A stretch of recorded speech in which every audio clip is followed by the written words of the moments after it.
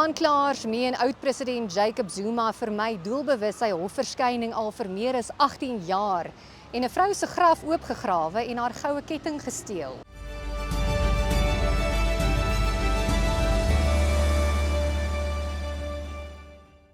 Goeiemiddag en baie welkom by die Afrikaanse nuusbulletin op Pretoria FM.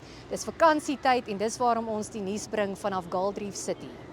Die aanklaers in die wapenkorrupsieskandaal meen oud-president Jacob Zuma het doelbewus sy hofverskyning vir meer as 18 jaar vermy. Die staat het 'n aansoek ingedien waarin hulle vra dat die verhoor voortgesit word, ongeag enige tussentydse of verwante aansoeke. Zuma staan saam met die Franse wapenmaatskappy Thales reg op verskeie aanklagte van bedrog, georganiseerde misdaad en geldwasery. Die regstryd is gister in die Hooggeregshof in KwaZulu-Natal na 2 dekades hervat en die staatsaanklaer Wim Trengove het sy eie aansoek ingedien om te voorkom dat Zuma sy Stalingrad-taktiek voortsit.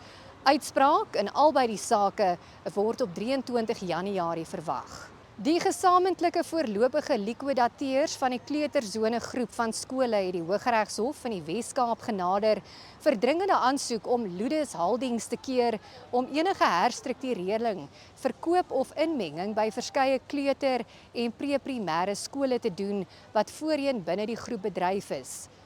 Kleuterzone en sy onderliggende maatskappye asook stigter en direkteur Antoni Bougas is vroeër vanjaar amptelik gesekwestreer nadat die skema wat op beleggers geld staatgemaak het ineengestort het.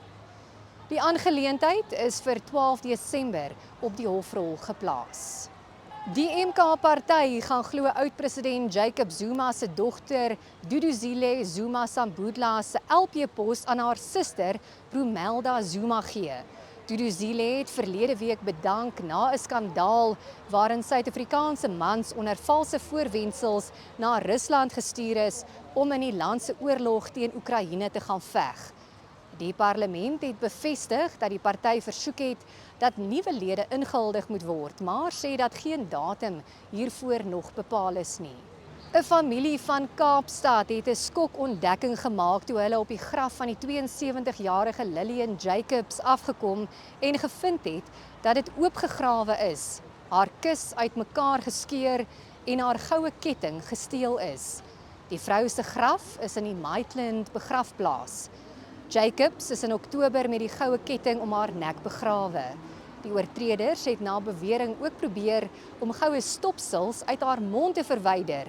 Jacobs se familie sê hulle is gewalg dat iemand slegs weke na die begrafnis so geskend kon word. 'n Saak van kwaadwillige saakbeskadiging word ondersoek. En dit bring ons aan die einde van die nuusbulletin in Afrikaans op Pretoria FM. Baie dankie vir die saamkyk hier vanaf Galdrief City in Johannesburg.